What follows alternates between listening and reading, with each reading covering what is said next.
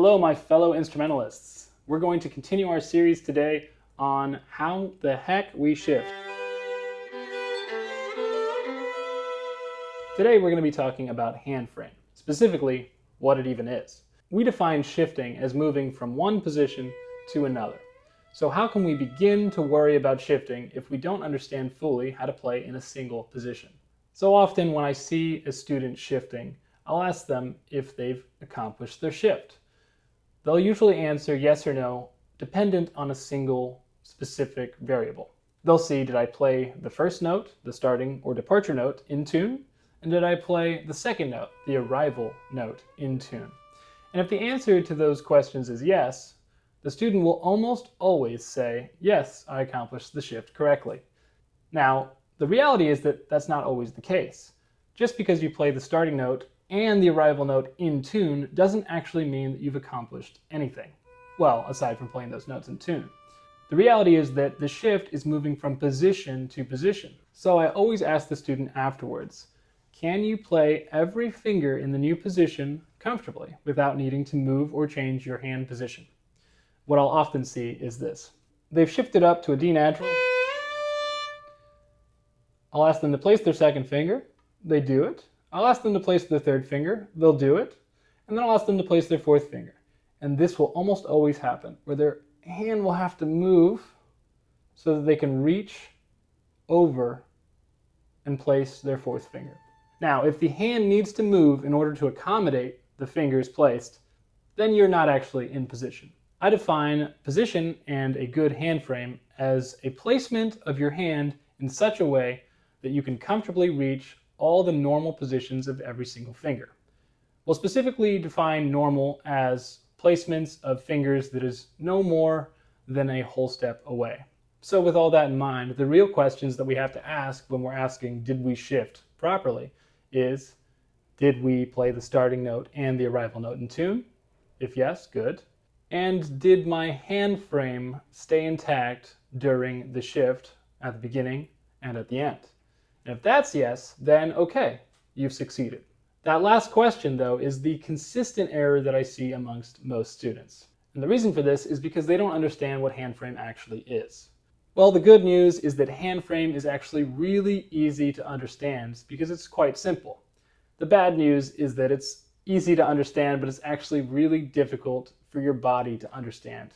And the reality is, when we practice violin and we're instrumentalists, we have to teach our body what to do.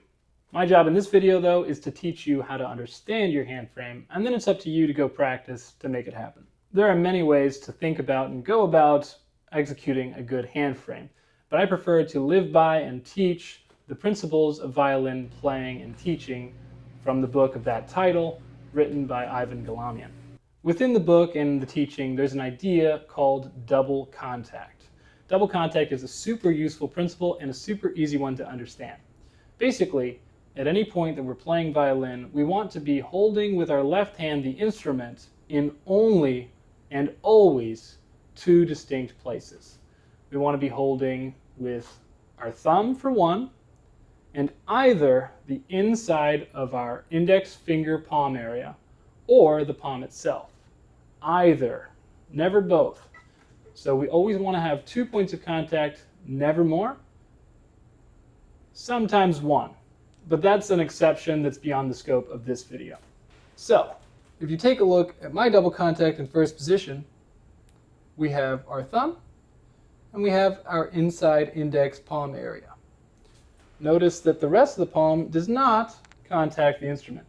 It's important to note that these 2 points of contact are not including the fingertips. Fingertips do not help you hold the instrument or support it in any way, so therefore they're not considered points of our hand frame double contact.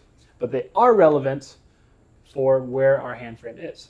So now let's think about, how do we define where our hand frame is and our double contact is placed? I like to think of it this way. We have our hand frame here, double contact thumb, and inside of the index. And I like to think of my thumb as being a little ahead of the other contact point. And that's because the thumb is going to align exactly with where the first finger wants to be in a natural position.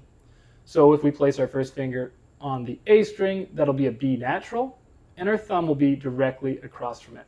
The important thing is that your double contact's position on the instrument will define your position.